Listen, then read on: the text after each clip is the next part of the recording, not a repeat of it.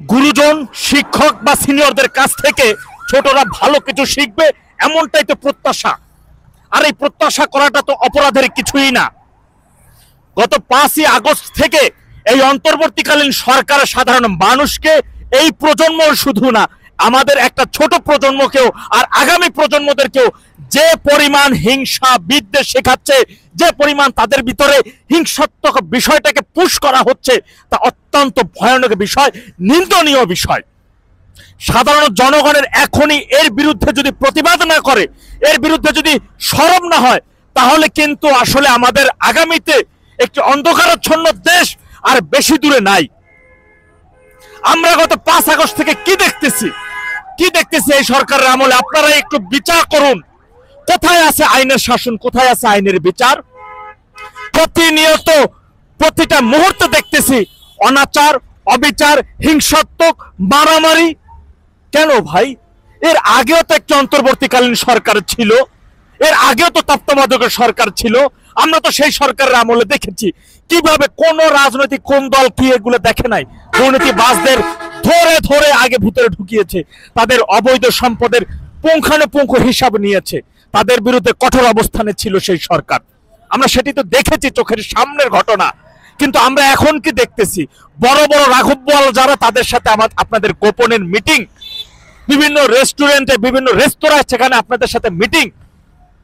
এই প্রজন্ম এখন ধীরে ধীরে এই সমন্বয়কটাকে একটা মানে এইটা শুনলে পার মানুষের এখন গা খিটখিট করে, সমন্বয়ক নামটা শুনলে এমন একটা পর্যায়ে নিয়ে গেছেন। অথচ এই সমন্বয়ক নামে একটা সময় ডাক দিলে, এই 7-8 মাস আগেও ডাক দিলে কত শত মানুষ রাস্তায় চলে আসতো। এখন একটা ডাক দেন তো ভাই, দেখেন তো কত শত মানুষ আসে আপনার ডাকে। একটি রাজনৈতিক দল, তার বয়স 74 বছরে, বাংলাদেশ সৃষ্টির 20 বছর আগে ওই দলটার জন্ম হয়েছে।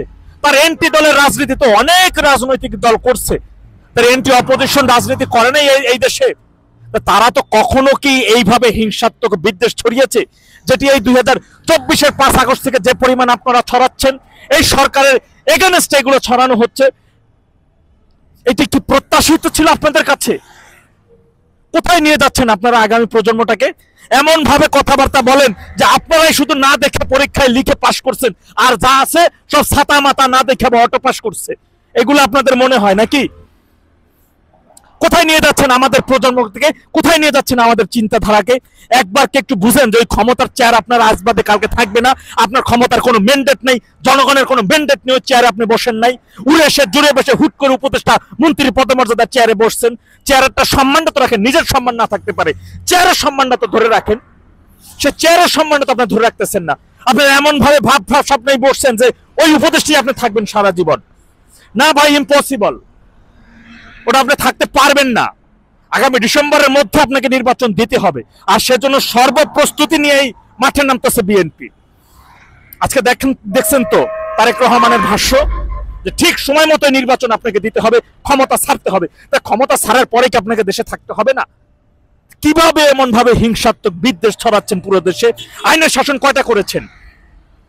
বরগুনায় যে আমার ছোট্ট পিচ্চি মেয়েটা যে মারা গেল, তাকে ধর্ষণ করে হত্যা করা হলো, বলছিলেন তো 1 সপ্তাহের মধ্যে তার বিচার কার্যকর শুরু করবেন। আজকে 1 মাসের মধ্যে তো কই, 1 মাসের মধ্যে তো পুলিশ কিছুই করতে পারে নাই। আপনারা আছেন ফেসবুকে স্ট্যাটাস নিয়ে।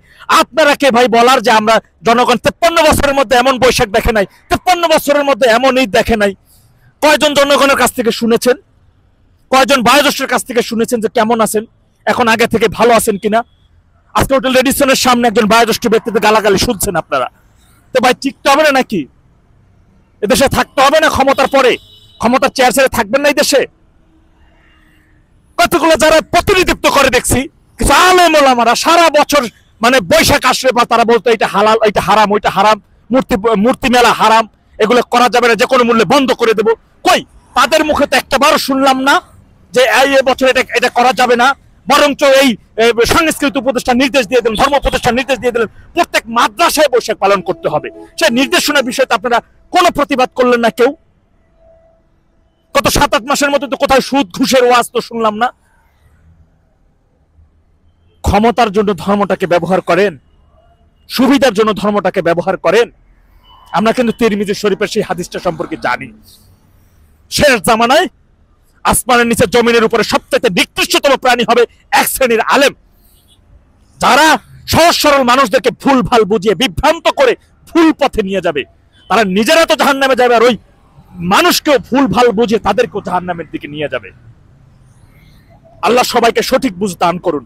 ভালো থাকুন। আসসালামু আলাইকুম।